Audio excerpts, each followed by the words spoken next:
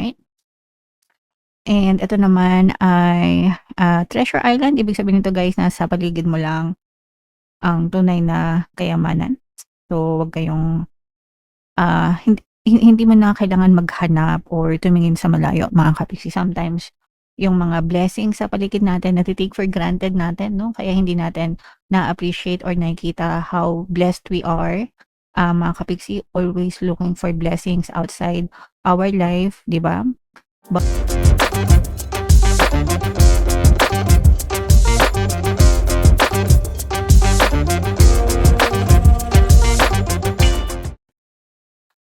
Hello guys, hello Gemini, welcome back to Pinoy Pixie Tarot. Ang pamagat ng episode natin for tonight is OOTM, Oracle of the Month, para ngayong July. Para sa Gemini, Sun, Moon, Rising Sign, and Venus. Meron tayong tatlong set ng decks dito guys. Ito yung para sa spiritual message nyo, ito yung para sa life messages, and ito naman yung sa love life. So kung ano na lang yung makaresonate guys, take that message. So, unahin natin tong spiritual message para sa inyo. So, yung first message natin guys, meron tayong influence mga kapiksi.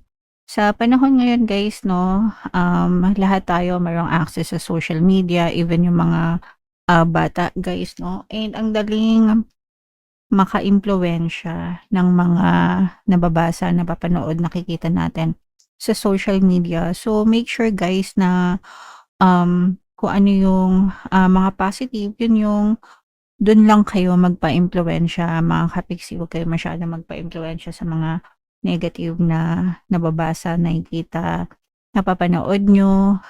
I-filter nyo din, no? I-filter nyo yung mga nakikita, nababasa, napapanood nyo.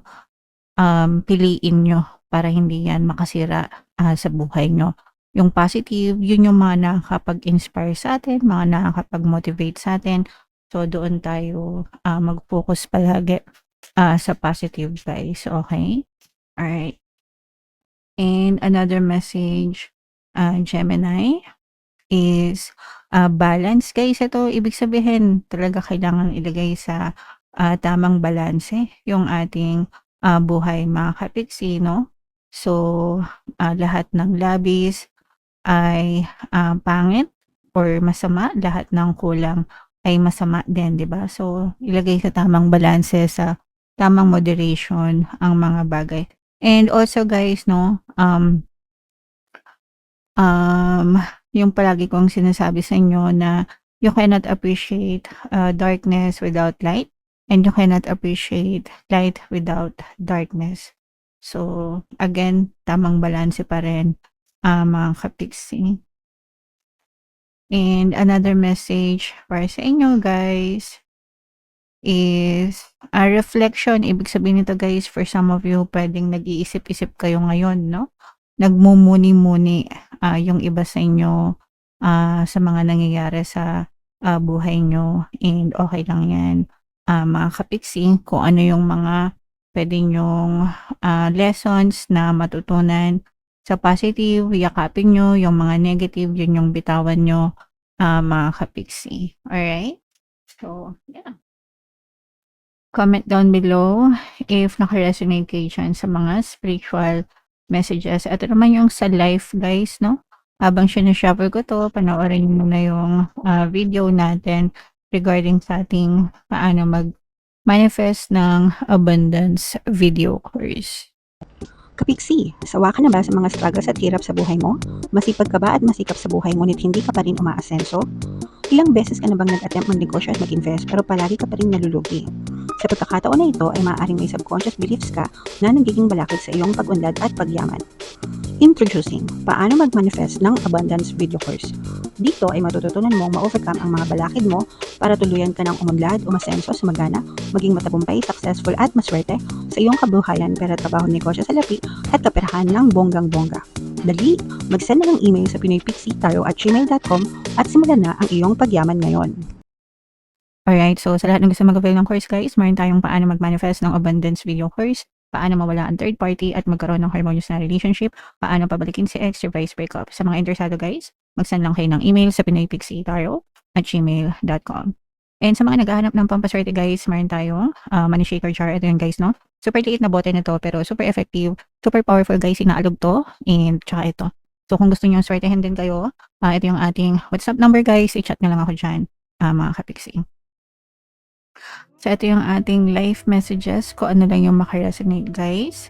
So ibig sabihin nito, clean it up. Ito yung cleansing, detoxification ng inyong body, mind, spirit, mga kapiksi, no? Kasi syempre hindi may iwasan sa araw-araw nating pamumuhay, sa mga experiences natin, nakakaranas tayo ng mga negative toxicities dahil sa mga na-experience natin. So that is why importante na nagki-cleanse tayo guys. So maraming pamamaraan ng cleansing, mga kapiksi.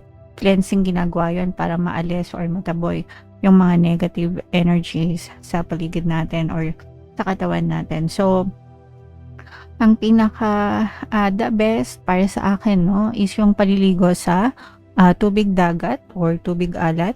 Kasi ang tubig dagat or mga anyong tubig ay merong natural cleansing properties. So kung ang lugar nyo is malapit sa mga dagat guys, no, samantalahin yung pagkakataon na lumangoy, mag-swimming, maligo.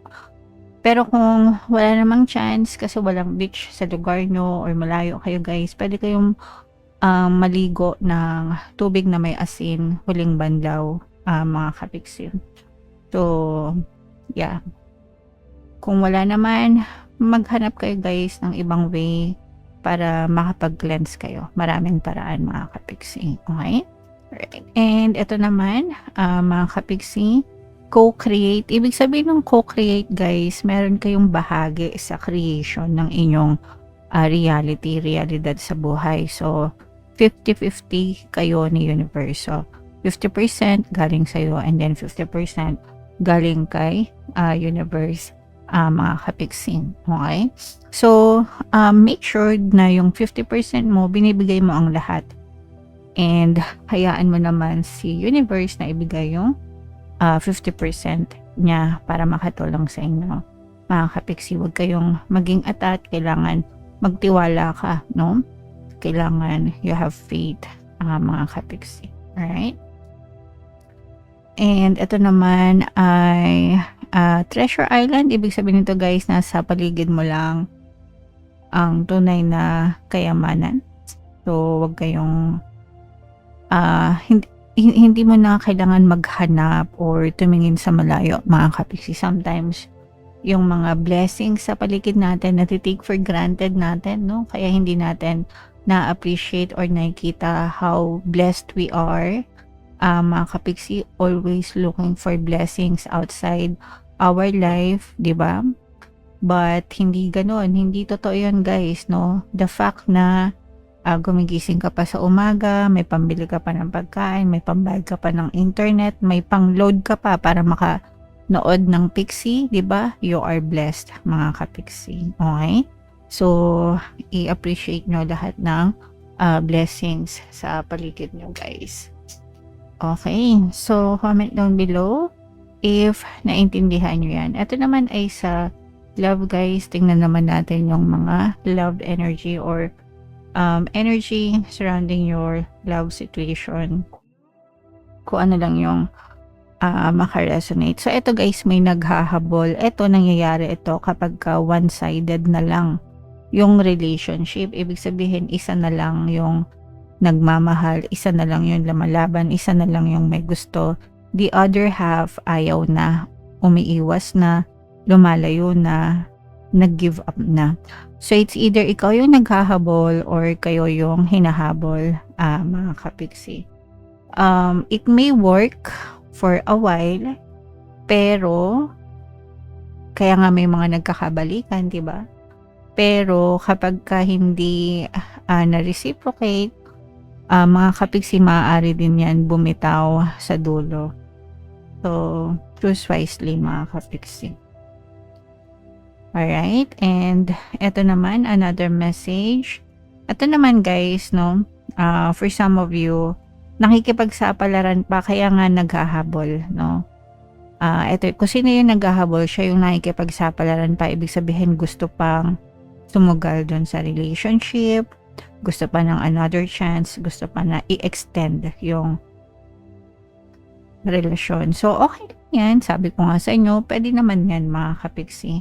Pero kapag ka hindi yan na-reciprocate, guys, baka dumating din yung panahon na mag-give up din, mga kapiksi. Pero hanggang gusto nyo pa, hanggang nilalaban nyo pa, pwedeng-pwede, mga kapiksi. Alright? And another message, guys, this is abundance. Ito yung pagkakaroon naman ng positive mindset. Kaya nga, yung iba sa inyo, naghahabol pa, gusto pang ayusin kasi positive pa kayo dun sa relationship. Gusto nyo pang magpaka-positive, gusto nyo pang bigyan ng chance itong relationship na to. And again, guys, okay lang yan. Pwede yan mga kapiksi hanggang gusto nyo pa kasi kayo naman yung masusunod kung anong gusto nyong mangyari sa relationship or hindi. And then, kung feeling nyo, ginawa nyo na ang lahat and wala pa rin, diba? Then that's the time na mag-give up na kayo. At least, ginawa nyo ang lahat, guys. Okay? Alright. So, yeah. Comment down below, Gemini, if feeling nyo na-resonate kayo and lahat ng mga magaganda, guys, i-main nyo na sa comment section. And for more tarot readings, ito yung playlist nyo. Ito naman yung ating success stories ng paano mag-manifest ng abundance video course. Panoorin nyo itong video natin, guys, about money shaker jars. Thank you for liking, sharing, and subscribing. See you next time. I love you all, guys. Have a nice day. Bye-bye.